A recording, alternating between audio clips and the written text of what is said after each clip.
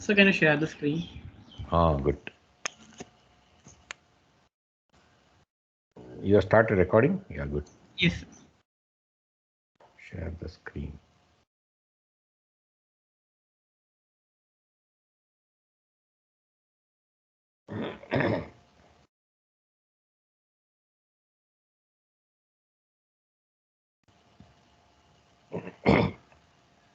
Are you able to see? Yes, sir. Okay.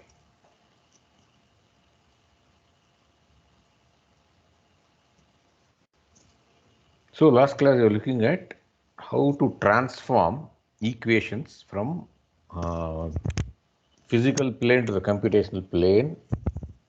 We have seen, a general form already, where everything will be in terms of dou f by dou t and dou by dou t and by dou x and dou by dou y, where dou f by dou x is the f is a function which is differentiated with respect to s, x, and g is a function which is differentiated with respect to y in the physical domain. And we also seen that a very general transformation of these equations, where you have to convert this to dou by dou t, then dou by dou z, and dou by dou eta. If you want to do that, we have seen that inside, it is dou f prime by dou z plus dou g prime by dou y is equal to 0, where f prime and g prime can be calculated from f and g. Maybe f dx minus g dy, all those stuff, and g dx plus f dy, something like that. You can convert. We have proved that you can actually transform these equations to the uh, computational domain. So that's very general. Yes, that is actually, it's you can use it for any problem, but for some problems you can do it in a more simple manner. If your grid is algebraically generated and the direct relations between z and x and eta and y, or z as a function of x and y and eta as a function of x and y. If it is known analytically, you can directly differentiate and get an expression. Otherwise, the computational domain, if it's numerical, you have to evaluate some of these things numerically at every point to evaluate the f prime and g prime at every point. Okay. So that numerically it is determined using this finite differences as we have seen earlier. These Jacobian and all those. Okay. You'll have dou z by dou x terms which can be evaluated, or dou x by dou z, dou x, dou y by dou z, dou y by dou z, dou y by dou eta.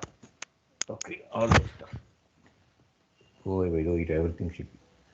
See here also dou eta by dou y can be evaluated using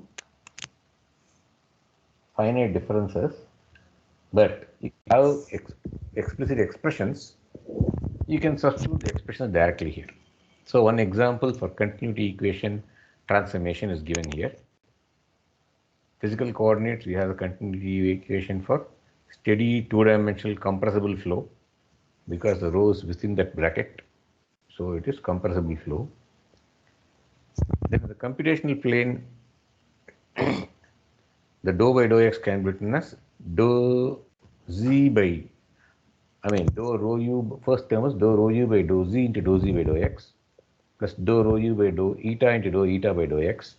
Second term will be dou of rho v by dou z into dou z by dou y plus dou of rho v by dou eta into dou eta by dou is 0. So earlier we had this relationship between z and x. Z is equal to x. So dou z by dou x is 1 and dou z by dou y is 0. And y was equal to ln of 1 plus y. So dou eta by dou x is 0 and dou eta by dou y is 1 by y plus 1. If you substitute in this transformed equation these expressions, you will get this equations, like you will get this simplified equation. Now again y plus 1 here, you have to transform to z and eta. So you write y in terms of eta. So y plus 1 will be e power eta, 1 e power eta. To substitute, this equation is now the continuity equation in the transform domain for this grid. Okay. You can also form that Jacobian and do it like the earlier way, but you'll get the same result. So it is just to say that, make you understand that the same equations can be derived differently also. So I've seen this various types of clustering. An example is backward facing step clustering is given here. Then advantages of and disadvantages of algebraic grid generation is shown here. The issues with algebraic grid is also shown here. We were looking at, very simplified, very simple algebraic generated grid. Computational plane is always rectangular. It makes things simpler to apply the finite difference equations. You cannot apply them in the physical plane. Directly, you cannot apply them directly in physical plane, except in some cases. Okay. Some cases there is no transformation, and we'll see how people are doing that later.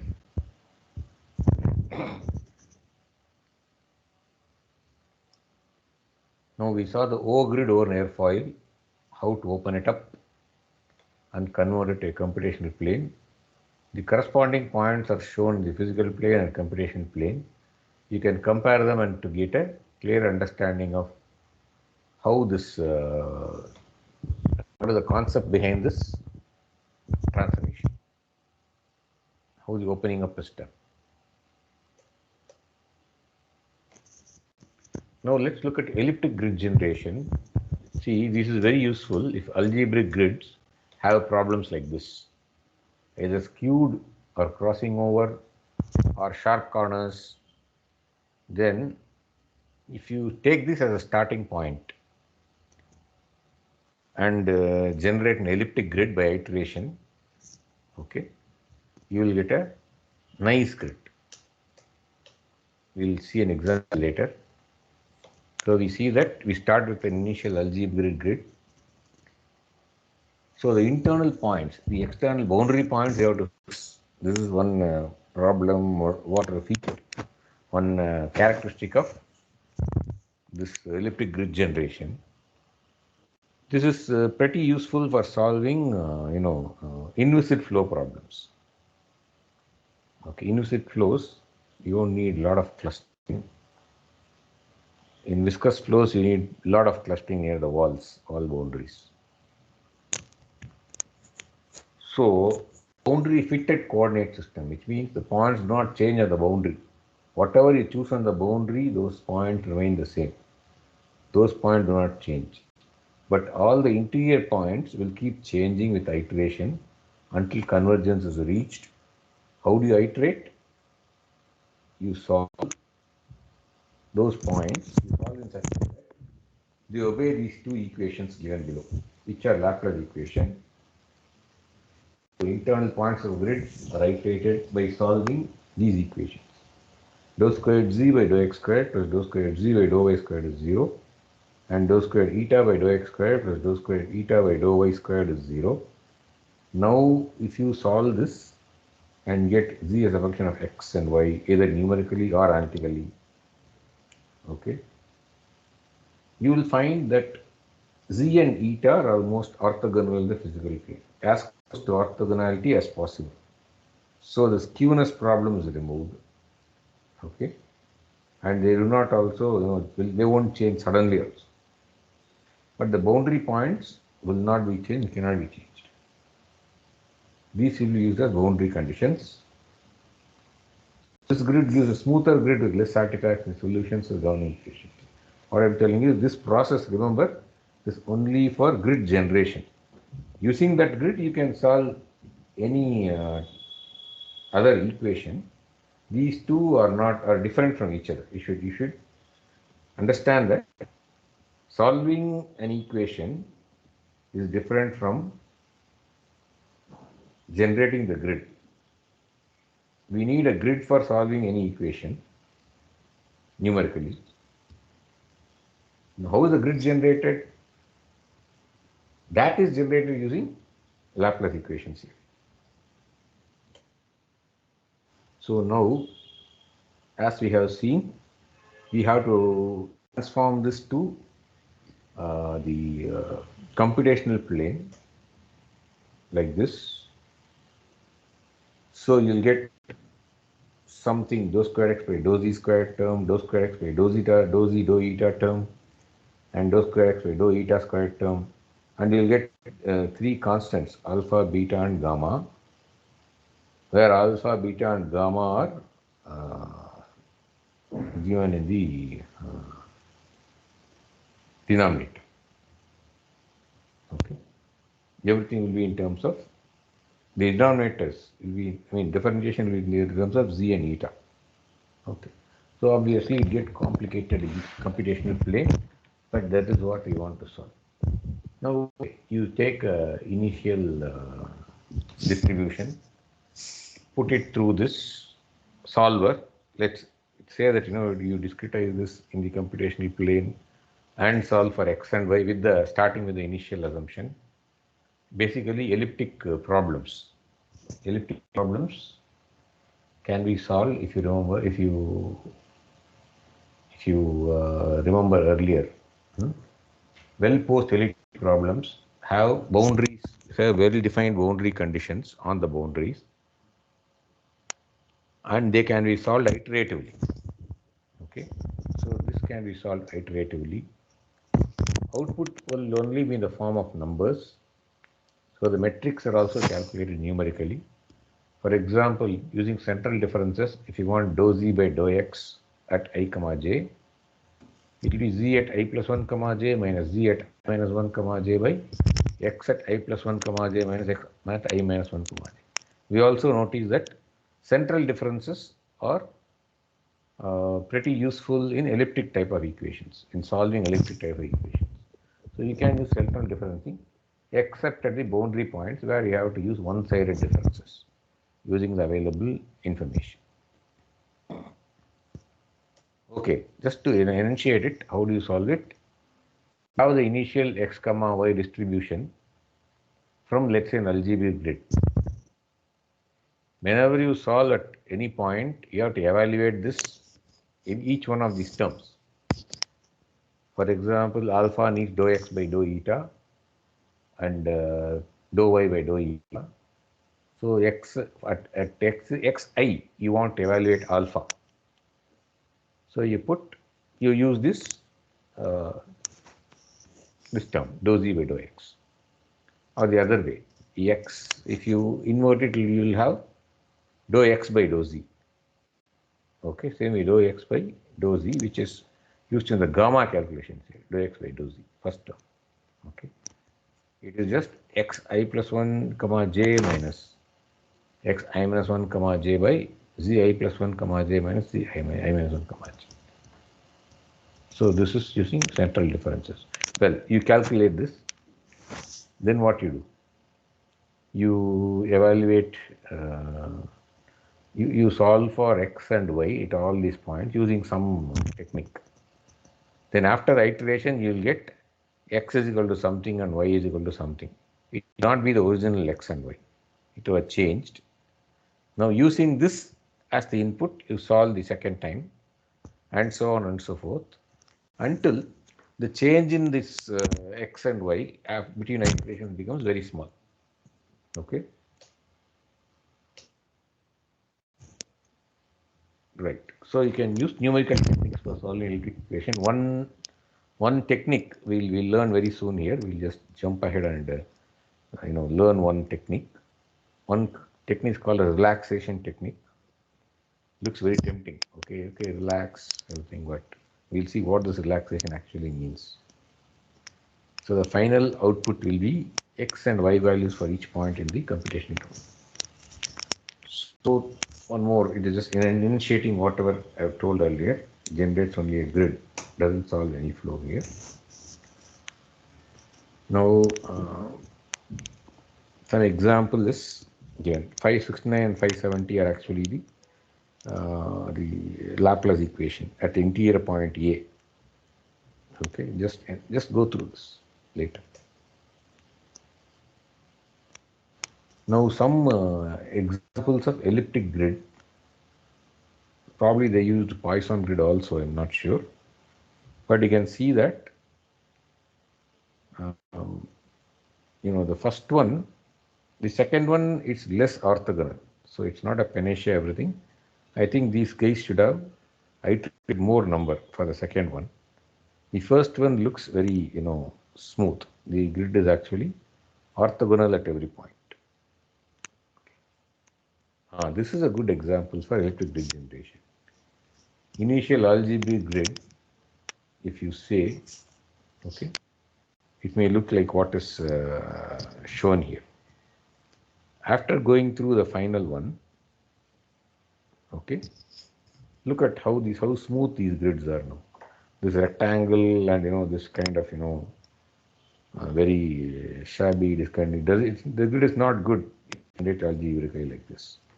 Instead, if you take this initial grid and let it go through the elliptic grid generator, finally you'll get points like this. Notice that the points on the boundary have not changed here. They are still, the points on the boundary are the same. But the interior points look very smooth now. At every point, the z and eta are almost orthogonal to each other. It's a desirable quality.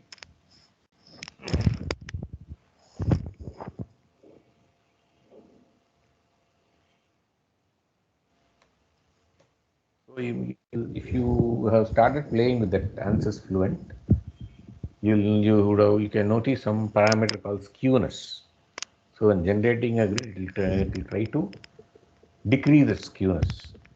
Skewness is a measure of how far a grid is away from this orthogonality. Okay, that will generate more skewed grid, will generate more spurious numerical errors into the solution.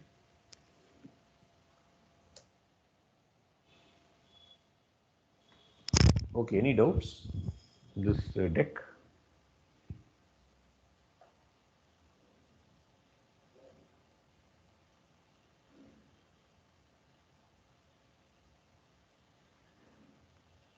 Kevin, okay?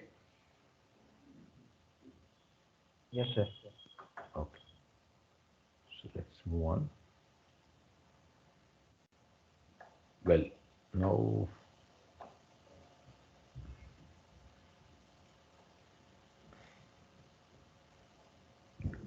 okay. Now let's say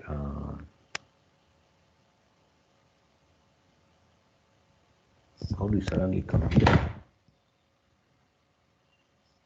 I think there are some hidden slides there. No.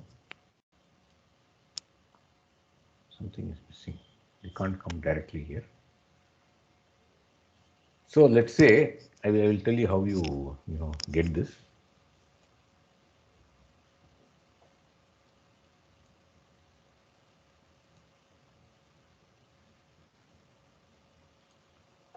Have you seen something hidden in the earlier slide? Let me check.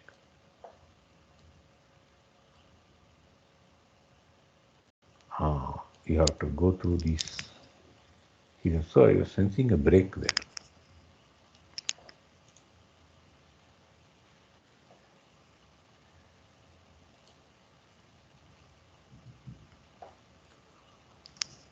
Okay.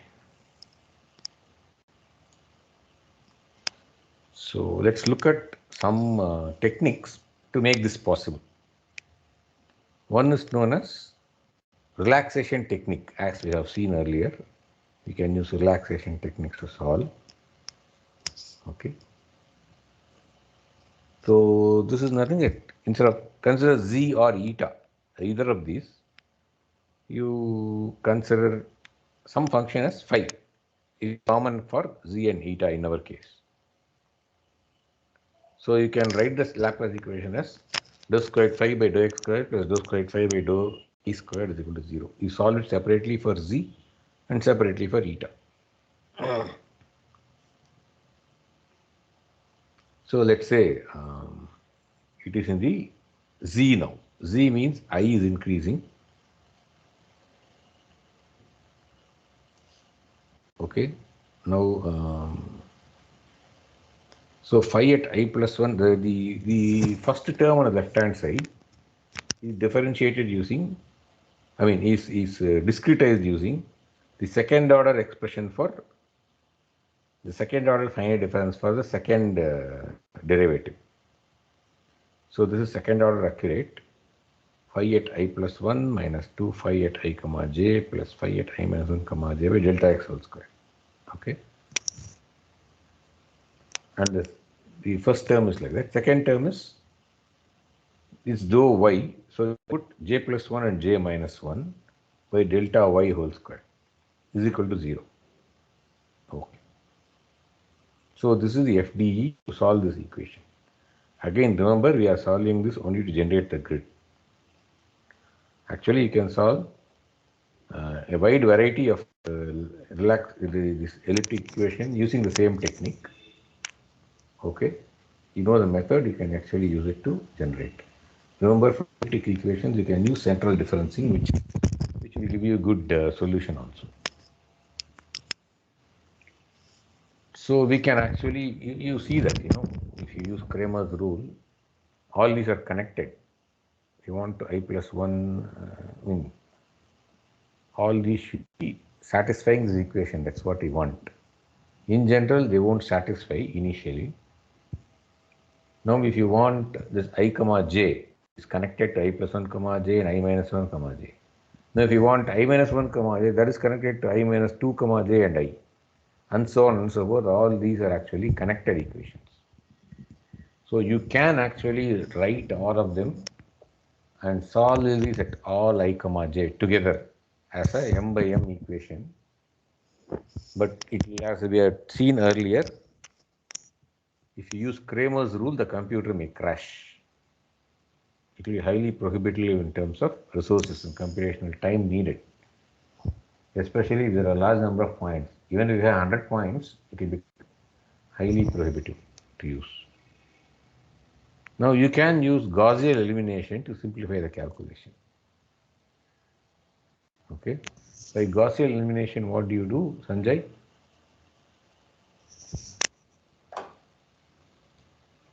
Sanjay, you remember? Sanjay Raghavendra.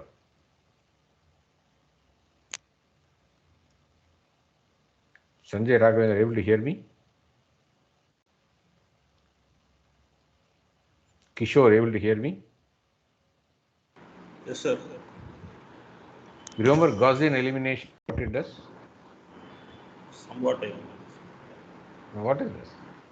So row transformation. Actually, you convert matrix to a tridiagonal matrix. Sir. Solving a matrix. So that will be fine. Rank. No, yeah, you can actually make it a tridiagonal matrix by Gaussian elimination, Yes. and then start solving from the the last equation. Go on substituting back, you'll get the solution. Remember? Yes, sir. Does it ring a bell? Okay. I think the whole class knows because you know. Okay, you are representative now. So you can use Gaussian elimination to solve also. You don't have to use Cramer rule. But more simple one is called, it's an iterative method. So if you use this Gaussian elimination, there is no iteration. In one shot is the solution. But that can also take time. To make it tridiagonal will take time. Okay. So simpler to understand, but iterative is a Jacobi relaxation technique. Okay. So let n denote the iteration steps. So we rearrange the FD equation 7 here. You collect all I comma j. See, minus 2 phi I comma j is here. Minus 2 phi by delta y squared phi I comma j is here. If I collect all these two, it will become phi I comma j into minus 2 by delta x squared plus minus 2 by delta y squared. Okay. And then take everything else to the right hand side and solve for phi I comma j. What you will get? You will get this. Okay. Phi I comma j is equal to this whole thing. Now you impose a condition. The left hand side, I am computing phi I comma j, the n plus 1th time step. Okay. Whereas on the right hand side, I have the previous values of I plus 1 comma j, I minus 1 comma j, I comma j plus 1, I comma j minus 1, etc. It's on a previous time step. There are some, modifications to this also you can make to, make it converge faster. But the principle you just learn now. You can now write a code. Okay, I'll give it to you an assignment. All of you can write a code for this Jacobi relaxation technique and take a grid like the one given in the example here. Okay, choose something which will be as simple, some curved boundaries. Initial grid is like this. Now you write a code for this Jacobi relaxation technique yourself. Try to solve it, and final grid, you see how it looks like, you submit it. Okay, I will put an assignment in you can actually submit it through my email. You don't want to give an MS Teams assignment. Okay, submit it to my email, or that will be good. Each of you can submit it. You want to do it group wise, or you want to do it individually?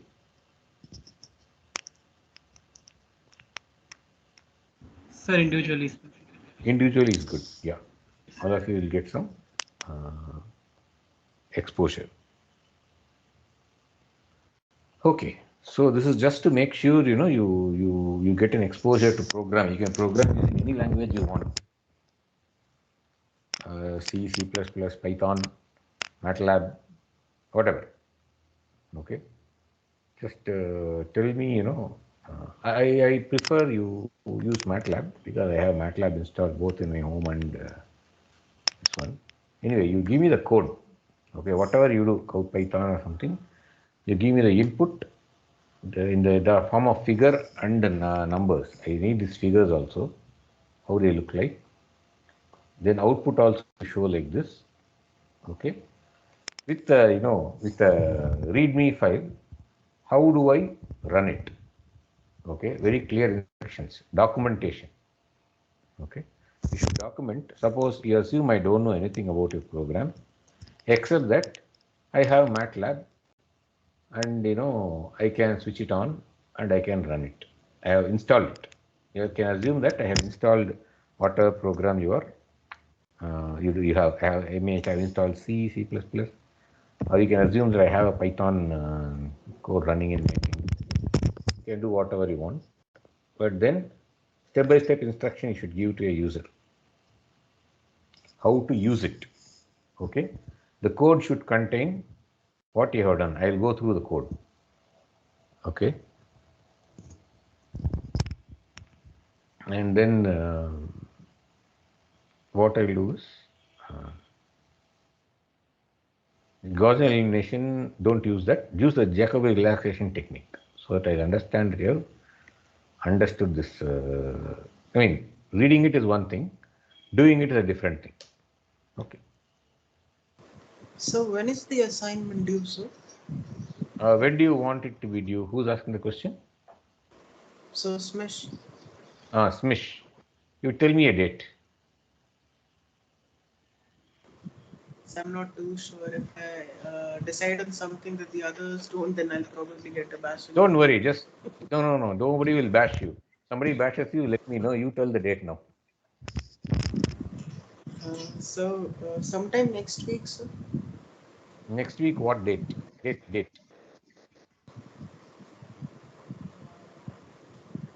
So next Tuesday, 21st. 31st. Fine. Okay. 31st. Okay. Good. So now, yeah. So using the nth time, for example, when you start the first 0, n is equal to 0, you know some distribution on the right side for phi I plus 1 and I minus 1. Okay. Then left hand side, n plus 1 is phi 1. For the next time step, at the point I comma j, okay, you can calculate the right hand side. At every point I comma j, you can calculate right hand side because things are known. Okay. There's one more improvement to this you can do if you want. So instead of having two different arrays, one for nth time step and one for n plus 1th time step, you can just have one array. Once you update a phi comma I comma j, you update the same array. If it is used next, for example, you solve for phi 1 comma 2. Then we go to phi 2 comma 2, you will need phi 1 comma 2. Phi I minus 1 comma j will be here. Okay. For that, you don't need to take the old time step. You can directly take it from the updated value. That will actually accelerate convergence. Now I also need a convergence graph from you. On x-axis number of iteration, on y-axis is a measure of how fast your thing is converging. How will you use it? How will you evaluate that? Something is the change. How do you evaluate the change? You can say that from one iteration to next iteration, what is the change in every point? Add all those points, divide by number of points. That is average change. That is one thing. Or don't divide by number of points. The total change you can try to reduce. So how does it progress with number of iterations? And when do you say it stop? Convergence criterion. When the change is less than 0.001 the initial value, or what is the metric you are using for convergence? You can specify in your report, in your final report. I need the code, I need documentation how to run it, some sample also. Okay, sample what you took as initial, what is the output. Okay, and finally convergence history. Convergence history. Okay, so 31st is the due date. As usual, every delay by a day will reduce 5 marks from your whatever marks you are getting after submission. Assignment I will keep as usual for 25 marks. So yes, so he is telling, giving one formula here. Using this, you can calculate phi I comma j at the n plus 1th time step. So when you go for the second time step, you would have known everything at the first time step. Again, you can evaluate right hand side. Go on, keep on doing this. Okay. So finally, when something is hidden, starting. Okay.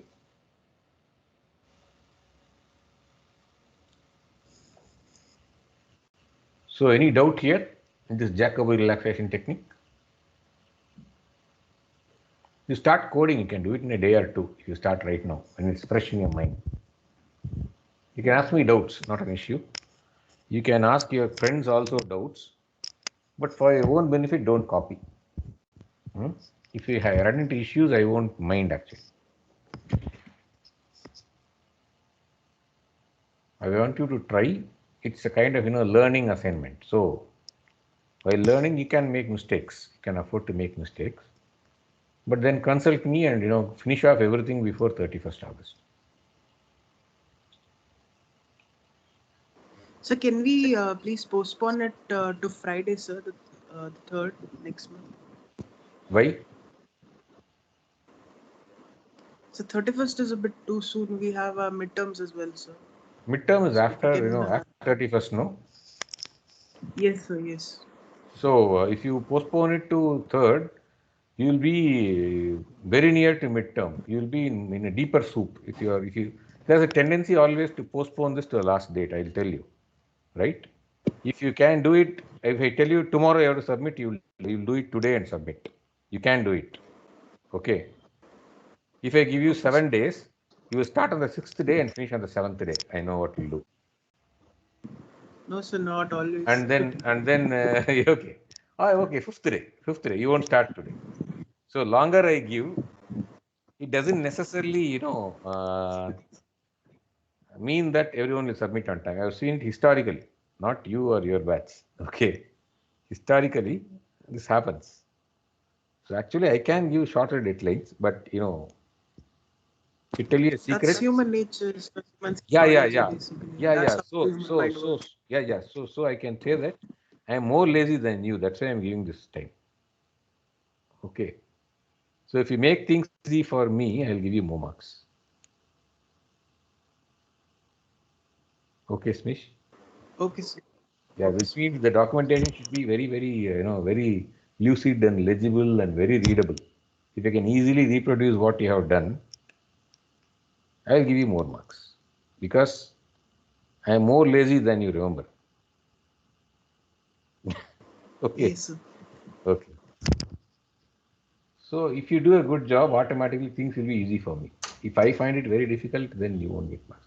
But you have the liberty to trouble me in between to learn this. If you get into it, get into trouble. If you don't get into trouble, no problem. Okay. You don't have to check with me. You can check with your friends. But I'm not going to, secretly see whether you have done it on your own or not. For your own benefit, I'm giving. So make use of this opportunity to learn.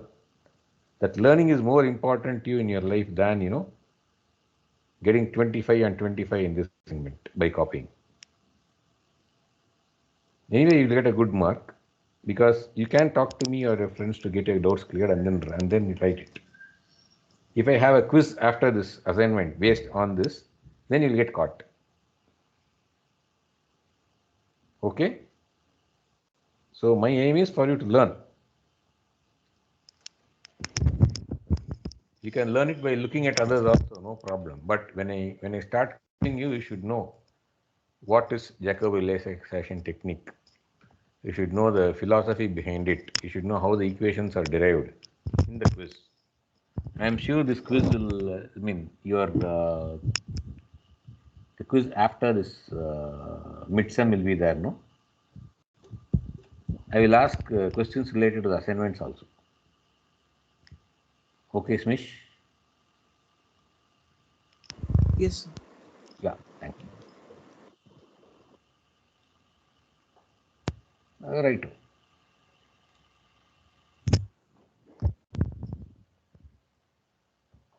We have 10 more minutes to kill. So let's look at some, nice, very light things. What is this Poisson equation? Something again is, probably I've hidden something also. Second. Yeah.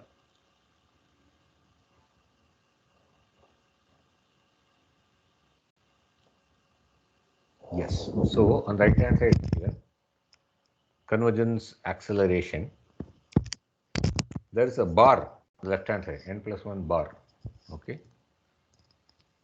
Because when this bar, we denote the intermediate solution, not the next solution actually. Okay. So whatever you computed earlier at the right hand side, you don't take it as the final solution, but rather as a intermediate solution, this bar. So what is the final solution for the next time step then? Next time step will be phi at n comma I comma j, which is the old value of phi. Here you have to have, if you want to implement this, you have to have unfortunately two different arrays. You cannot override the earlier array because you need phi of n at I comma j right now. N of I comma j plus some omega into the earlier. Phi bar is what you compute on the right hand side earlier minus phi at n comma I comma j. So this one is the difference. Okay. The difference, when let's put omega is equal to 1. If you put omega is equal to 1, what will happen? Phi at I plus y comma j n plus 1 is equal to this, this and this minus phi n and this phi n I comma j and minus phi n I comma j cancel each other. You will just get phi n plus 1 comma j is phi bar, which is on the right hand side. That is omega is equal to 1 special case. Now on the right hand side is the difference. Okay, I told you, you are measuring some error. That error is this second term on the right hand side without the omega. To the earlier value, if you add this difference, you will get the new value. Okay. Now the difference, suppose you want to accelerate convergence. Okay, in this point it is changing by -1. So let me multiply by a factor of 0.5. I want to converge faster. So minus 1.5, then it will converge faster. Okay. So the changes are actually more than what you predict using this. Right. So this omega is known as relaxation factor. Okay. So for a particular problem, you have to find the optimum one by trial and error. If omega is greater than 1, it's called over relaxation, successive over relaxation. Okay. Sometimes, even if omega is 1, you will find that the solution is not converging. Like, it is oscillating. The error is oscillating +1, -1, plus -1, +1, -1. It's coming back and forth between the same problem.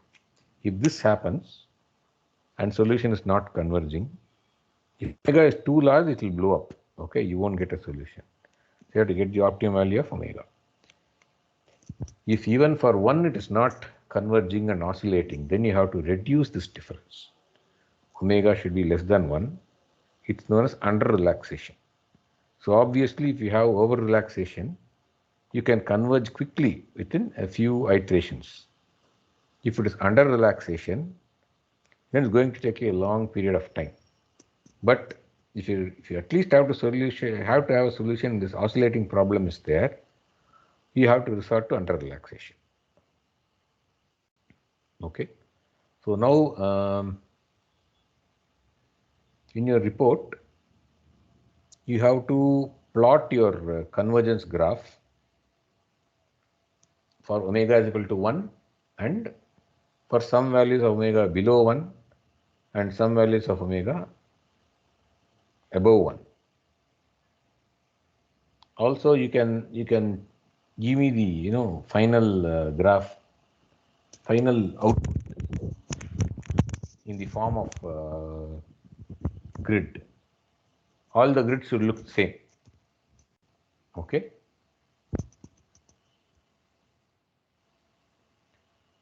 Okay, this I won't give you as an assignment, don't worry. So assignment is over. Now grid generation through Poisson's equation. Now Poisson's equation is an elliptic equation in which right hand side of Laplace equation is not 0. I mean the Laplace equation some other slide. Okay. So yes.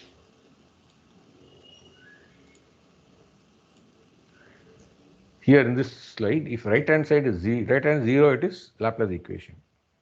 Right hand is not 0, it is Poisson equation. So right hand side can be a constant or a function of x and y.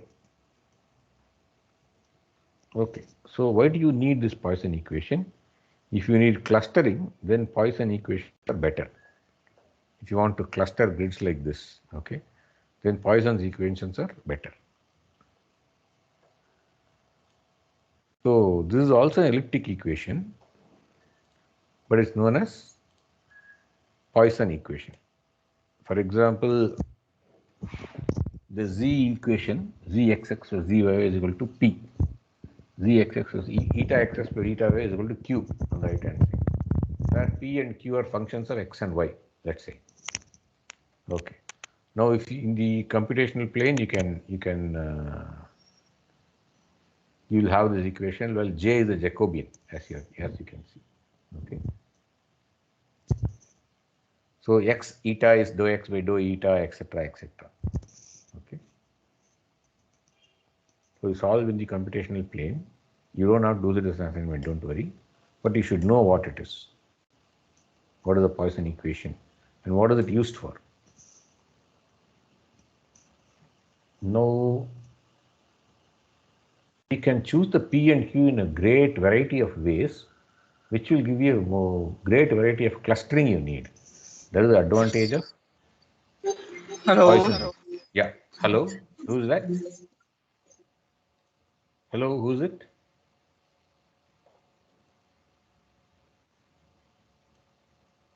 Okay, some mystery.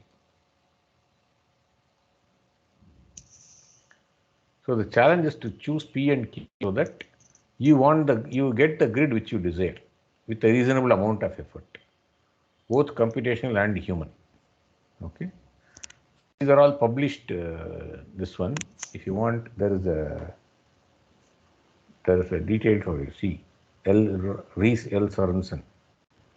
Generate two-dimensional grids about airfoils and uses Poisson equation. 1980 NASA technical TM. You can go through that if you are interested. Okay. You will get to know more about this one. They also have a, I think, free program called Grape. I'm not sure if I'm not wrong. I think it's written in Fortran. I don't know whether they have upgraded to C or something. So this is a cascade grid. Such cascades are used for problems where you have, successive airfoils like, this one, maybe wind turbines, or your, your stators and rotors in the jet engine. There people can use this cascade to analyze the flow. They assume that the flow is, the same in all cascades. They open up circumferentially. You have a cut, but then you open it up for a plane. Then you get such cascades. So this shows the clustering inside one cascade. You can see the kind of grid. Don't look at the boundary. Here the boundaries they are not very good. But near the airfoil and here you can see the orthogonality, and more importantly, you can cluster grids where they want. There also seems to be a singularity trailing edge here. So this is so neglect these small errors, forgive them. So close-up views are shown here. You can see how beautifully they look, near the leading edge. Okay, they are actually orthogonal to each other, these grid lines.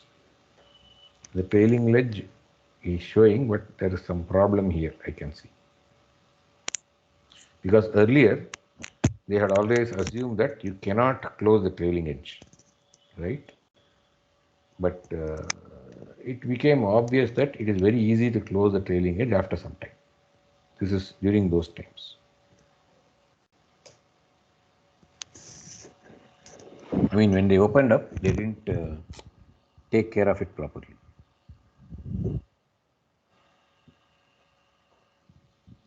Okay, I think I exceeded the time. I'll take attendance. Any doubts?